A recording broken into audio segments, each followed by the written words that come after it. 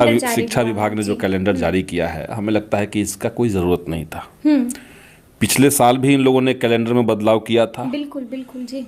बहुत हंगामा हुआ, उसके बाद फिर वापस किया और फिर से वही रास्ते पे चल रहा है। बिल्कुल जी।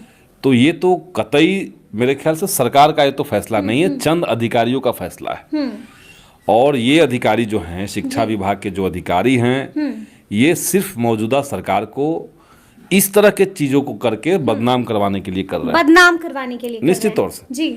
और मैं पहले भी कहा था कि सरकार को इस पर एकदम सख्ती से आना चाहिए। हम लोग सरकार में हैं, महागठबंधन की बिहार के अंदर सरकार है जी। और आप अचानक से बिना कोई कारण का, बिना कोई तर्क आप छुट्टियों में कटौती कर दे रहे हैं टीचर्स के। जी, जी।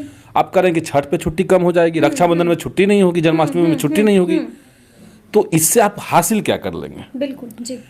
आप कह रहे हैं कि एक महीना गर्मी की छुट्टी रहेगी और सारे टीचर्स को एक महीना तक स्कूल में जाना पड़ेगा।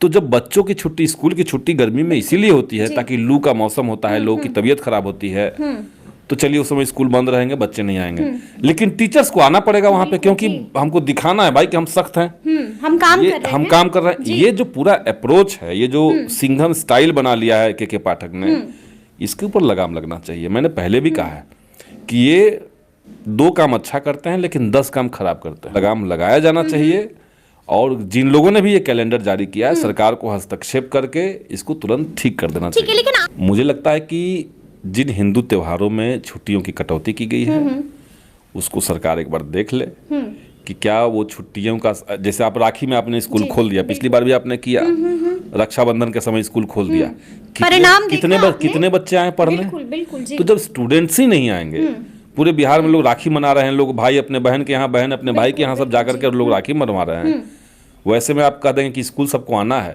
तो कोई आएगा नहीं। टीचर्स को आप समझ लिए कि ये कुछ नहीं करेगा तो हम तो कार्रवाई कर देंगे। माने ये कुछ आईएएस अधिकारी जिनको जनता को पाठक पर निशाना है आपका। जो जनता के प्रति कोई जवाबदेह नहीं है। अच्छा जी। जनता से तो कोई जवाबदेही उनकी नहीं बनती है, वो अपने चेंबर में बैठ करके इस तरह के फैसले लेते हैं और उसको बिहार सरकार के नाम से पब्लिश कर दिया जाता है। हमें नहीं लगता है कि माननीय मुख्यमंत्री महोदय से होकर के ये चीजें गुजरी होंगी। अच्छा। विभाग का कैलेंडर है, विभाग ने जारी कर दिया, लेकिन सरकार को इस पर ध्यान देना होगा, देना चाहिए।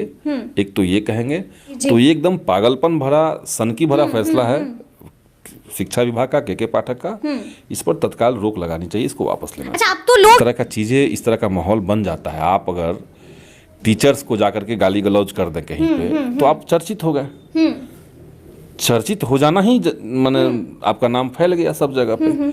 आपने रक्षाबंधन में छुट्टी कैंसिल कर दिया, आपका नाम हो गया। कई लोगों को लग सकता है कि भाई तो राखी को भी खत्म करवा दिया छुट्टी। अचानक से आपने कोई स्कूल में पहुंचा और वहां पे आपने जांच पड़ताल की और कुछ आदेश निकाल दिया। तो ये कई सारी चीजें मैं कह रहा हूं कि उनकी ठीक हो सकती है, लेकिन अधिकांश चीजें जो वो कर रहे हैं वो ठीक नहीं है।